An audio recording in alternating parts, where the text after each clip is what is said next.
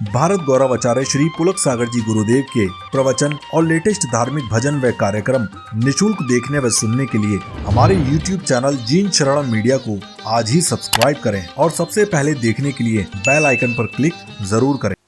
प्यारी प्यारी भव्य आत्माओं,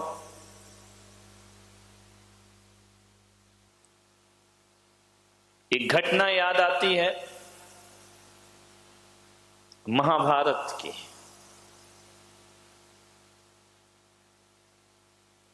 18 दिन जब महाभारत का युद्ध चला,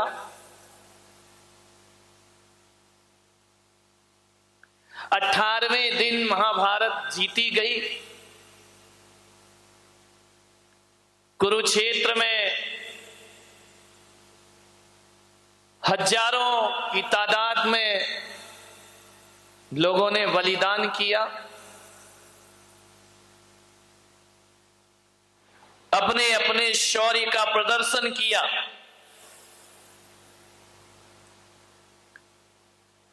और जब 18वें दिन अर्जुन ने महाभारत को जीत लिया, कुरुक्षेत्र के युद्ध को जीत लिया, हस्तिनापुर के सिंहासन पर युधिष्ठिर को प्रतिष्ठित किया गया।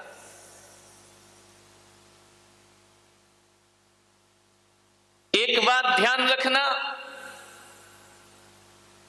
मकान छोटा हो या बड़ा हो,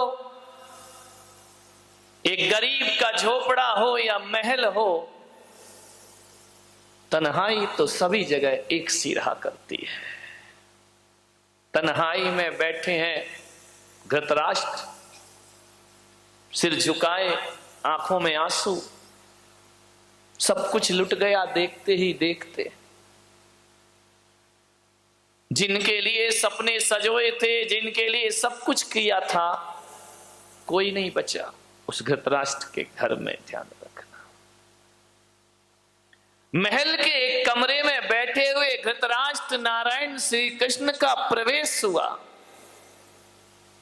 धृतराष्ट्र ने नारायण का अभिवादन किया और नारायण से पूछा कि हे नारायण, हे माधव, हे मधुसूदन, आज ये धृतराष्ट्र अकेला है इस महल में। जिसके 100 पुत्र पौत्र हुआ करते थे, आज धृतराष्ट्र के पास कोई नहीं है। गांधारी है, वह भी आंखों में पट्टी बांध कर बैठी है। धृतराष्ट्र ने कहा कि माधव, जरा इतना बताओ कि मैंने अपने जीवन में ऐसा कौन सा पाप किया था कि मुझे 100 पुत्रों की लाश पर आंसू बहाना पड़े। माधव, इससे बड़ा दुख संसार में कोई दूसरा नहीं होता है कि पिता के कांधे पर बेटे की अर्थियां उठती हैं, अपने ही सामने अपने पुत्र की मौत हो जाए, अपने ही सामने अपना पुत्र दुनिया से विदा हो जाए, और मैं अभागा धृतराष्ट्र आज यहां बैठ करके विलाप कर रहा हूं, रो रहा हूं। नारायण, मैंने अपने 100 जन्म खंगाल कर देख लिए, मुझे ऐसा कुछ नजर नहीं आया। ऐसा कौन से जन्म में कौन सा पाप हुआ था जिसके कारण मुझे 100 बच्चों की लाश पे आंसू बहाना पड़े। नारायण, जरा ये तो बताओ कि तुमने भी मुझे समझाया, शांति का प्रस्ताव लेकर आए थे, द्रोणाचार्य, कृपाचार्य, सबने मुझे मार्गदर्शन किया। मेरा अनुज विदुर मुझे समझाता रहा, लेकिन मुझे कुछ समझ नहीं आया। हे कृष्ण, मैं युद्ध नहीं चाहता था, मैं इसे टालना चाहता था, लेकिन दुर्योधन दुशासन की समझ ना आया। अब आज कृपा करके मेरी आत्मा को शांति मिले। मैं आत्मगिलानी से भर रहा हूं, अपने ही खानदान के रक्त से सने हैं मेरे हाथ, बस इतना बताओ मधुसूदन कि मैं नियति को बदल क्यों नहीं पाया, मैं नियति का परिवर्तन नहीं कर पाया, मैं होनी को नहीं बदल पाया, लाख मन को समझाया, क्या वजह है कि मैं होनी को अनहोनी ना कर सका। कृष्ण ने कहा, राजन, ये तुम्हारे ही कृत्यों का परिणाम है। एक बात ध्यान रखना, नारायण कृष्ण का कर्मयोग कहता है कि आदमी को जो कुछ भी प्राप्त होता है उसके कर्मों के फल से प्राप्त हुआ करता है। और यही जैन दर्शन कहता है कि यहां कोई किसी का दुश्मन नहीं होता, कोई किसी का मित्र नहीं होता है। आज तुम जिस स्थिति में आकर बैठे हो या जिस स्थिति में पहुंचे हो, इसके उत्तरदायी कोई और नहीं, हमारे ही कृत्य हुआ करते हैं, हमारी ही करनी हुआ करती है। ध्यान रखना, आज तुम्हें जो भी मिल रहा है, सुख मिल रहा है तो भी तुम ही कारण हो, दुख मिल रहा है तो भी तुम ही कारण हो, सम्मान मिल रहा है तो उसके जिम्मेदार भी आप ही हैं, और अपमानित हो रहे हैं तो उसके जिम्मेदार भी आप। घर स्वर्ग जैसा है तो उसे स्वर्ग बनाने में आप ही जिम्मेदार हैं, और घर नरक जैसा है तो उसे नरक बनाने में आप ही। जब जैसी करनी वैसा फल, आज नहीं तो निश्चित कल। नारायण कृष्ण ने कहा कि राजन, महाराज धृतराष्ट्र, ये बात 100 जन्मों की नहीं है।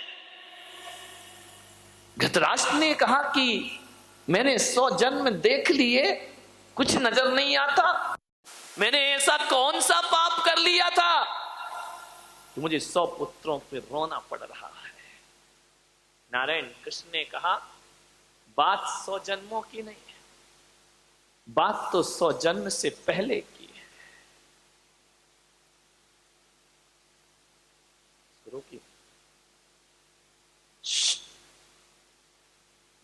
ले जाओ उठा के। ये कंप्यूटर इंटरनेट का युग है, बाप आंख से डर सकता है, बेटा नहीं डरता है। विचार करिए,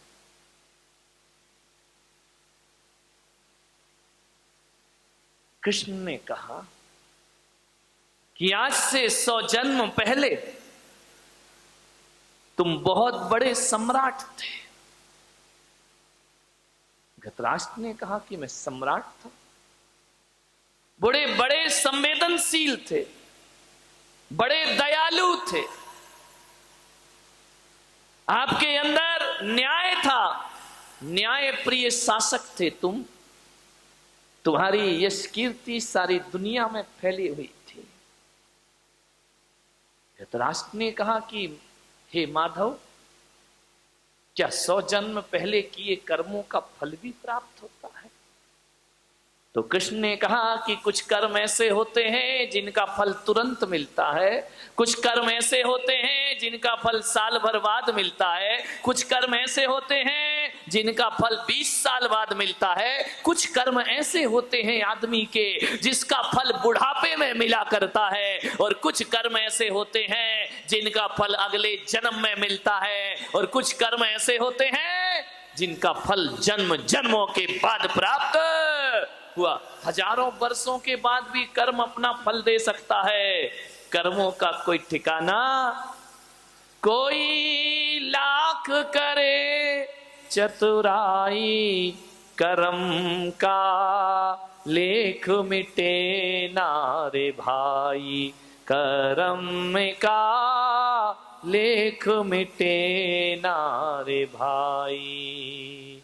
इस दुनिया में कर्म के आगे चले ना किसी का जो, इस दुनिया में कर्म के आगे चले ना किसी का जो, कागज हो तो हर कोई बाँचे, कर्म न माचे को। एक दिन इसी किस्मत के कारण बन को गए थे रघुराई रे। कर्म का एक मिटे ना रे भाई, कोई लाख करे चतुराई, कर्म का एक मिटे ना रे भाई। तो काहे मनवा धीरज खोता, काहे तू नाहक रोए। अपना सोचा कभी नहीं होता, कर्म करे चाहे हो राजा चाहे भिखारी, चाहे हो राजा चाहे भिखारी, होकर सभी में आए रे। लाख चतुराई करना, लाख होशियारी कर लेना, कर्मों का लेख कभी मिटता। कुछ कर्म तुरंत फल देते हैं, तुरंत मिलता है, ज्यादा टाइम नहीं लगता। अविनाश सेठ बाजू में बैठे, यदि उनको तुम अभी मार दो एक चाटा, इसका फल अगले जन्म में मिलेगा, इसी जन्म में मिलेगा? नहीं, साल भर बाद मिलेगा कि तुरंत मिलेगा? करंट अकाउंट ध्यान रखना, ब्याज सहित मिलेगा। अभी किसी को गाली दे दो, इसका फल इंतजार मत करना कि अगले जन्म में प्राप्त होगा। नहीं है विश्वास, करके देखो। नहीं, प्रवचन के बाद, अभी नहीं, अभी मेरा प्रवचन सुन लो। कुछ कर्मों का फल तुरंत मिलता है, ज्यादा देर नहीं लगती है। कुछ कर्मों का फल साल भर बाद मिलता है। बच्चा साल भर स्कूल पढ़ता है, ट्यूशन पढ़ता है, कोचिंग पढ़ता है, फल कब मिलता है? एग्जाम के बाद मिला करता है। ध्यान रखिए, ऐसा तो नहीं होता है कि आप स्कूल गए, आज एडमिशन हुआ और कल डिग्री तुम्हारे हाथ में आ जाए। अरे स्कूल की कक्षाओं का फल मिलता है साल भर बाद। और यदि किसी को डॉक्टर इंजीनियर बनना है तो 10-10, 15-15 साल लग जाते हैं, तब जाकर कोई डॉक्टर इंजीनियर का पद। मोक्ष फल भी तुरंत नहीं मिलता है, बहुत तपस्या करना पड़ती है, जन्म जन्म करना पड़ता है, तब जाकर मुक्ति की यात्राएं हुआ करती हैं। ध्यान रखिए, कुछ कर्मों का फल तुरंत, कुछ का साल भर बाद, कुछ कर्मों का फल बुढ़ापे में मिलता है। जैसा व्यवहार बच्चों से करोगे, बुढ़ापे में वही लौटकर तुम्हारे पास वापिस आएगा। यदि बच्चों के साथ अच्छा जिंदगी जिया, अच्छे से सामंजस्य बना करके रखे, बच्चों पर क्रूरता नहीं की, तो बुढ़ापे में बच्चे तुम्हारा सम्मान करेंगे और स्वागत करेंगे। और यदि क्रूरता की तो ध्यान रखना, कितना सुंदर मकान बना लो, तुम बेटे के लिए मकान बना रहे हो, बेटा तुम्हारे लिए वृद्धाश्रम बना रहा है। ध्यान रखिए, कर्मों का फल तुरंत मिलता है। धृतराष्ट्र, 100 जन्म पहले तुम बहुत न्यायप्रिय राजा थे, सारी दुनिया में तुम्हारी धाक थी, लेकिन तुम में एक कमी थी। एक बात ध्यान रखना, 1000 गुण हमारे जीवन में हो और एक अवगुण आ गया तो 1000 गुणों में पानी फेर दिया करता है। 1000 लीटर दूध रखा हो और उसमें एक बूंद नींबू की गिरा दी जाए तो पूरा दूध फट जाया करता है। आपसे मेरा निवेदन है कि गुणों का विकास हो या ना हो, हमारे जीवन में हमें अवगुणों से बचना चाहिए, क्योंकि एक अवगुण पूरे जीवन को बर्बाद